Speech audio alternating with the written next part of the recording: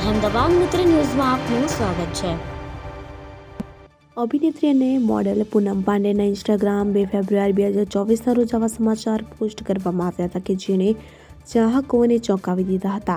પૂનમ પાંડેની પોસ્ટમાં એવો દાવો કરવામાં આવ્યો હતો કે અભિનેત્રીનું મૃત્યુ સર્વાઇકલ કેન્સરથી થયું હતું, પરંતુ તેના કથિત નિધનની પોસ્ટના 24 કલાક પછી અભિનેત્રીએ આગળ આવીને સોશિયલ મીડિયા પર એક વિડીયો પોસ્ટ કર્યો છે।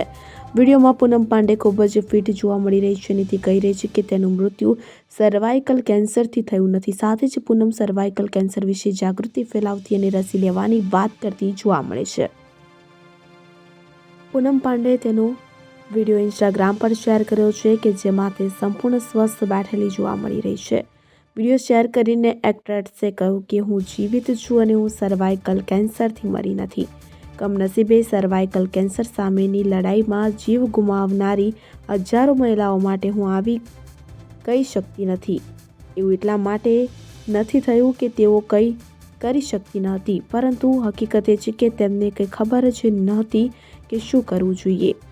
હું તેમને અહીં જણાવવા માંગુ છું કે અને કોઈ પણ કેન્સરથી વિપરીત સર્વાઇકલ કેન્સરને હરાવવું શક્ય છે, ત્યારે ફક્ત તમારા ટેસ્ટ કરાવવા પડશે અને HPV રસી લેવી પડશે। પૂનમ પાંડે જીવિત હોવાની વાત સામે આવતા જ ફેન્સ પૂનમે ફેલાવેલા ફેક ન્યૂઝ માટે સોશિયલ મીડિયા પર રોષ પ્રગટ કરી રહ્યા છે કે ફેને તો ત્યાં સુધી કહી દીધું કે આ તો સાવ બેશરમ છે। I'm alive. I didn't die because of cervical cancer. Unfortunately, I cannot say that about those hundreds and thousands of women who have lost their lives because of cervical cancer. It is not because they couldn't do anything about it, because they had no idea what to do. I'm here to tell you that, unlike other cancers, cervical cancer is preventable. All you have to do is you have to get your tests done and you have to get HPV vaccine. We can do all this and more to make sure there is no more life lost to this disease. Please log on to www.poonampandeisalive.com.